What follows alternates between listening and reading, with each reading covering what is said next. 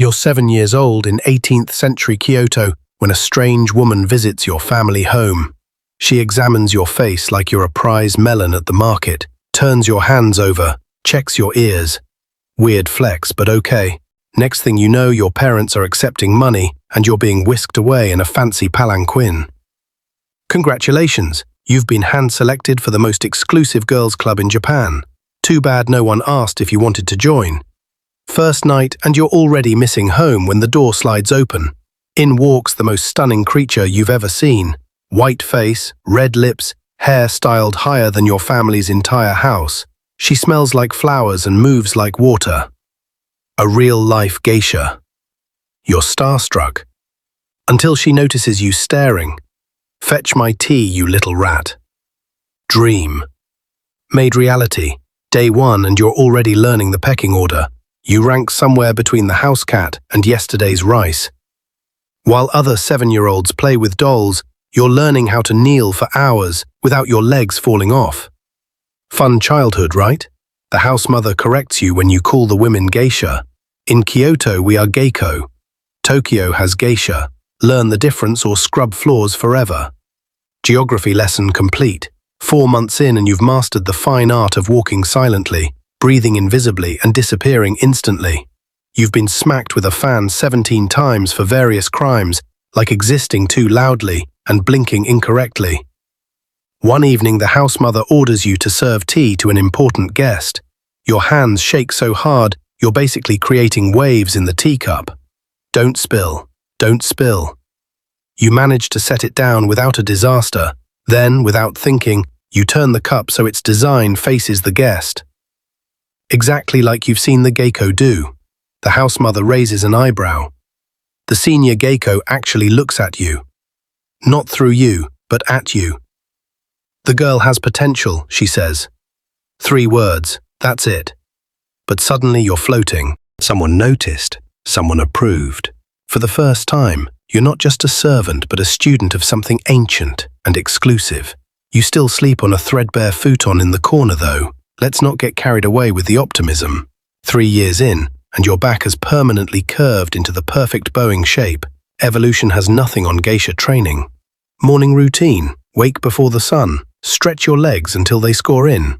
Practice walking with a book on your head, then 2 books, then add a cup of water. Spill a drop, start over. Your neck muscles could now support a small building. Afternoons are for shamisen practice. 3 hours of plucking strings with your fingertips until they bleed, then callus, then bleed again. Other girls your age are chasing boys.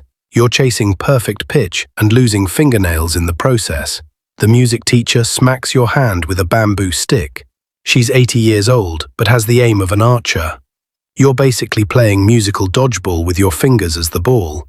Dinner comes with a side of etiquette lessons. 37 different ways to pour sake. 23 ways to compliment a man's business success without actually knowing what his business does. 15 acceptable conversation topics and 300 forbidden ones. Quiz tomorrow. By 13, you've memorized every kimono pattern in the house. You can identify a geiko's rank, speciality, and even personality from her obi-naught alone. Useless skills everywhere else in the world. Essential currency in yours. Then comes the day. The house mother calls all 4 shikomi to the main room. 4 girls enter. 3 will remain servants. 1 will begin formal miko training. Your heart pounds so hard you're sure everyone can see your kimono moving. Then she looks at you. This one, she knows how to watch and listen. She'll begin training next month. You made the cut. Now the real work begins. The next few years are a blur of advanced training. Dances so complex your feet develop their own vocabulary. Music lessons where missing a single note earns you a rap on the knuckles. By 15, you're finally ready for your debut. The day before your misidashi, you're ordered to strip down and soak in a wooden tub. 3 senior geiko inspect every inch of your body like you're a racehorse. 2 thin one mutters, "Good neck," says another. "Small chest." Easier for the kimono adds the 3rd. You're officially reduced to a collection of parts, not a person. Transformation day arrives. The makeup artist approaches with a pot of white paint. Don't move, don't speak, Don't breathe too hard. She applies a base layer that feels like wet cement on your face. Your skin screams beneath it. Beauty is pain, and apparently also partial suffocation. The hairdresser has the muscle definition of a sumo wrestler. She tugs, pulls, and molds your hair into a structure that could withstand a typhoon. Hundreds of pins dig into your scalp, each one a tiny dagger with its own personality. You name the most painful one, Stabby McStabison. Now for the kimono, not just any kimono. A furisode with sleeves so long they practically drag on the floor. Price tag? More than your entire okiya makes in 3 months.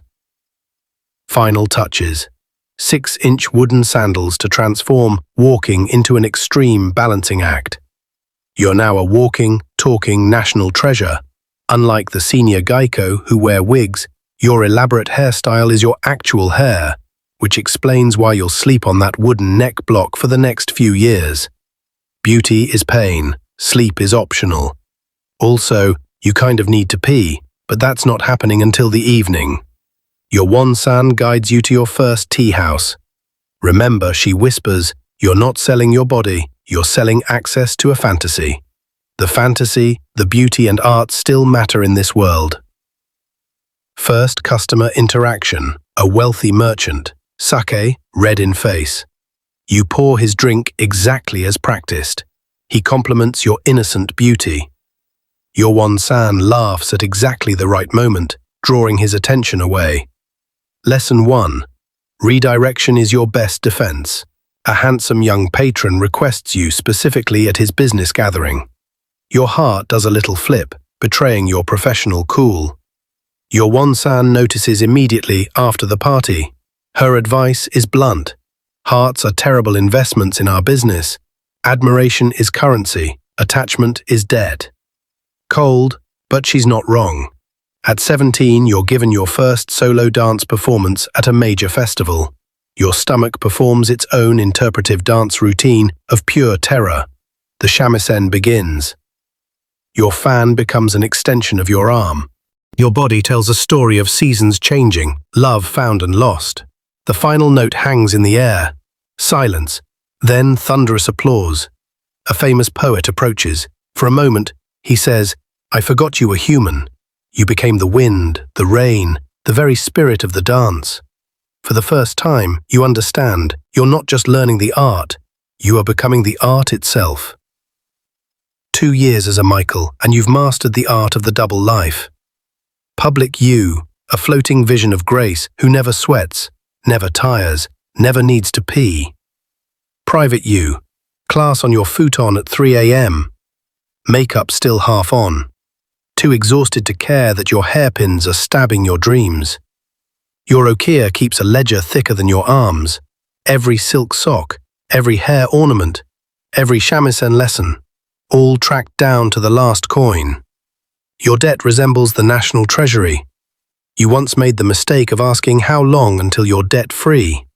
The housemother laughed so hard, she nearly choked on her tea. You develop tricks for surviving back-to-back appointments. Sake cup, barely touch your lips to it, and then subtly empty it in a plant when no one's looking. The thickest in the corner of your favorite tea house is perpetually drunk. You swear it started singing after midnight. You perfect the art of the subtle compliment that makes a man feel 10 feet tall without realizing you've manipulated his ego. Your reputation grows, the one with the knowing eyes they call you. That's exhausting, like being a therapist in fantastic clothes, with better pay and worse hours. You start noticing distinct versions of yourself. Tea house you, dance performance you, festival you, private training you, different masks for different moments. Sometimes you wonder which one is actually real. Maybe they all are, maybe none. 3 years in and your debt still looks insurmountable. Then one night, a famous actor visits from the capital. At evening's end, he leaves payments so generous the housemother's eyes actually widen. She never blinks at money, never. A week later, she slides a wooden box across the table. Inside, an exquisite kensashi hair ornament of tortoiseshell and gold, not loaned from the okiya, yours to keep. "You've earned this," she says simply. "Your first personal possession, a tiny thing to some, but to you, the first tangible evidence that someday you might actually own your life again. Your Eddie K. Ceremony marks your transition from Michael to full Geico. The red collar turns white. The elaborate hair pieces get simplified. Your style becomes subtler, more refined. Less, "Look at me." More, "You wish you could be me." Financial reality check, you're still in debt. But now you control more of your earnings. The housemother takes a smaller cut. You negotiate your own appointments. Suddenly, you're not just an artist, you're a business. A business wrapped in silk, with perfect posture. But still, you learn to wield silence like a weapon. A raised eyebrow, a thoughtful pause, the slight tilt of your head. These tiny gestures carry more power than hour-long speeches. You could probably start or prevent a war. With the right look at the right moment to the right official. With a reliable donor, you can afford to be selected. No more entertaining every drunk merchant who requests you. No more laughing at jokes that deserve silence. You cultivate a circle of patrons who appreciate art, conversation, and boundaries. Revolutionary concept. Your schedule follows the rhythm of Japan's seasons, busiest during spring cherry blossoms and fall foliage, when wealthy patrons host viewing parties. Your kimono changes with the seasons too, from winter's heavy silk to summer's lightweight weave. At 25, the housemother assigns you your first mic out to mentor. She's all elbows and anxiety, this girl, reminds you of someone. You watch her fumble through her first tea ceremony and find yourself saying, again, in the exact tone your teacher used with you. The cycle continues. At 28, you reach a milestone. Your okiya debt is paid in full. The housemother presents you with your cleared account book and a small cup of sake. You are now working for your future, not your past, she says. You sip the sake, and it tastes like possibility. 30 hits different in geisha years. Your knees crack during dance practice. Your back complains after hours of sitting perfectly straight. Your body keeps a ledger of debts, just like the okiya did, and it's starting to call them due. You adapt, strategic scheduling of rest days, the perfect excuse to leave gatherings at exactly the right moment. So sorry, I have a special appointment. Translation, my feet are killing me, and I need to face plan and put my foot on immediately. The perfect kneeling position that once felt as natural as breathing now sends shooting pains up your legs after an hour. You develop ingenious techniques for appearing perfectly composed while actually shifting your weight every few minutes. It's like running a marathon while pretending to be a statue. You open a small, exclusive tea house with your savings, not an okiya. You don't want the responsibility of raising new Geico, but a space where you control the atmosphere, the clientele, the experience. Your reputation draws the elite automatically. Your terms are non-negotiable. They come anyway. Some successful Geico before you chose to marry patrons and retire. Others purchased their own okiya, becoming businesswomen in a time when female entrepreneurs were practically unheard of. You're part of a rare tradition of women who could actually own property and run businesses. A famous artist asks to paint your portrait for a temple commission.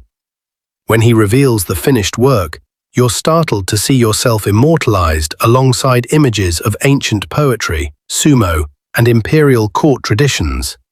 You're no longer just practicing tradition, you've become part of it. At 40, you hear a tourist call you the last of a dying art. You smile politely while mentally dismissing their ignorance.